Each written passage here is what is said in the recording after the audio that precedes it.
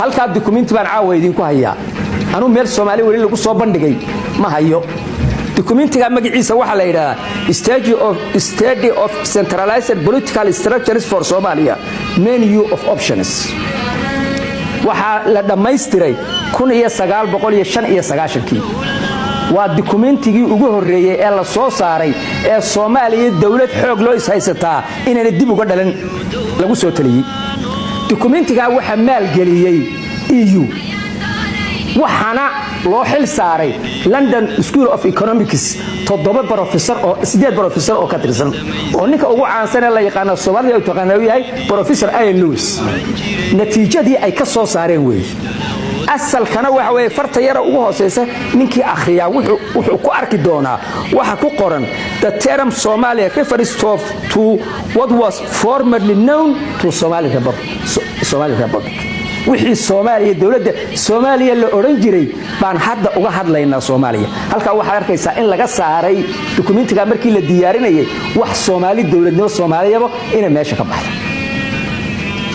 documentigaas way asalkiisuna meesha problemka maanta Soomaaliya haysato waana haddaad ilaa detailkiisa hoostiisa si akhrido ilaa xad waxa laga gaaray leeyahay caasimada waa in Muqdisho laga saara laga bedela buugaasi ku qoranta halkaas ku qoranta waxaad ogtihiin marka istilka iyo dhibaatada maanta Soomaaliya ka taagani Soomaaliya waligeed waa jiri jirtay Soomaaliya waagi hore qofka Soomaaliga ah wuxuu ku dhaadan jiray Soomaalinimo qarannimo lagu dhaadan jiray hadda magaalada aan joogno intaas xaflada laga qabtaa waxaad arkaysaa maanta waxa loo dabaaldegayaa Puntland bari waxa loo dabaaldegayaa Somaliland galmudug baa loo dabaaldegayaa Jubbaland war Soomaaliya xagee ka baxday Soomaaliya xagee ka baxday dawladnimada iyo qarannimadii Soomaaliya xagee ka baxday buuga yar fikrada ku qoran baa lagu baabi'iyay waxaan hadda gaalkacyo dhibteeda badatay laakiin waxa ogeytaa inay gaalkacyo ugu horeeyeen dawlad goboleedka laga dhisay Baydhabo markii la dhisay talaabadii ugu horeysay qaadam muxuu noqday ciidamay soo kaxaysay calanna way soo qaaday jaziira ka tagtay jaziira oo xamar duleedkeega ka tagtay maamulkii gobolka Banaadirna ciidamo u diray isku dhici ugu horeeyay halkaas uga dhacay meel walbana sidaas uga dhici doona Soomaalidu himilay lahayd xuduud bay eegi jirto dibadday eegi jirto dalalkii ka magnaabay ku sii jeedo xuduudda dibadday eegi jirtay laakiin hadda waa maxay waxay u soo jeesatay xuduudaha dhexdooda Soomaaliya hooy bay u ahayd qof kasta oo Soomaaliya sheegto ninka Cali Sabiix ka yimaado Jabuuti agteeda iyo ka Siyoolo ka yimaado iyo ka Hawaas ka yimaado qofka Soomaaliga ay xamarweyne ku dhashay xuquuqaha wuxuu kaliyo ka xigay waxa ay guriga isagu leeyahay iyo beerta isagu leeyahay isku xuquuq bay ahayd laakiin maanta maxaynu aragnaa qof Soomaaliya dad Soomaaliya oo laga tarxiilayo gobol Soomaaliya oo leeyahay uma adalanin meel kala dhigto laga soo tarxiilayo waxaan u maleynayaa taas inay cad tahay meesha meel ka xun baynu gaari doonaa federalismku wuxuu ina geeliyay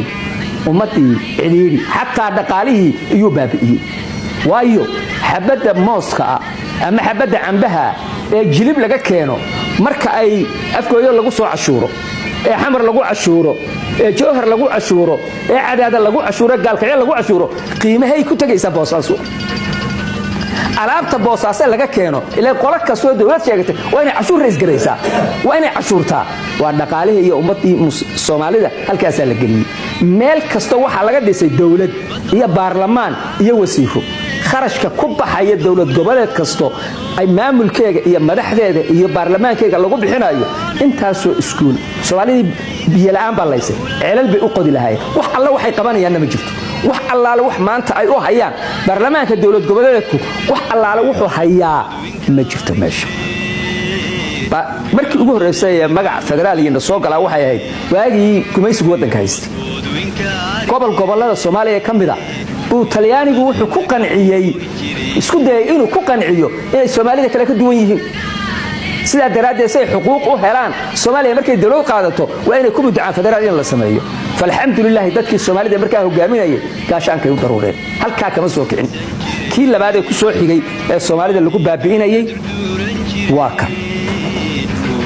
marka waxaan u maleynayaa bari waxa ka xigta dawladii Soomaaliya jabhada lagu burburiyo cadawga soo hogaamiyay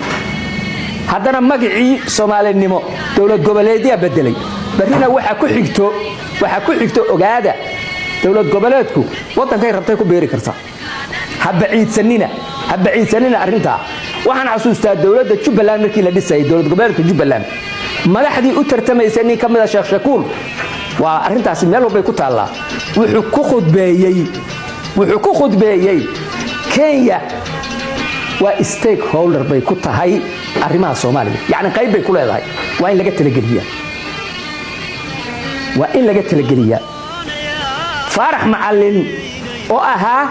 afayeenka baarlamaanka Kenya ku xigeenkiisu ninka darajada jooga siyaasad dawladeed waxa ay ku hadli karo